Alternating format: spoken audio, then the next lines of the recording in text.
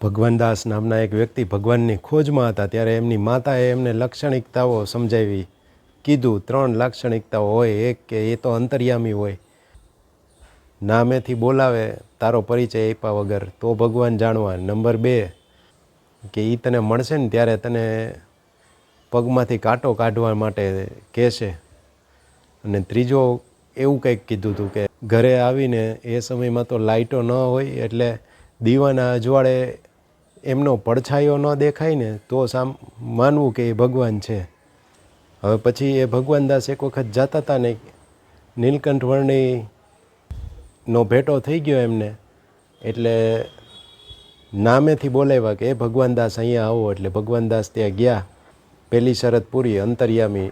અને ત્યાં ગયા એટલે તરત નીલકંઠ વર્ણીએ કીધું કે મારા પગમાં કાંટો વાગ્યો છે, એ તમે કાઢી આપશો. શરત નંબર 2 પૂરી. પણ ત્યારે એક કથા એવી પણ છે કે ભગવાનદાસે જ્યારે એમના પગમાં જોયું ને તો કાંટો તો હતો જ નહીં ને ભગવાનના પગમાં જે 16 ચિહ્નો હોય ને એમાંના ચિહ્નો એમને દેખાણા.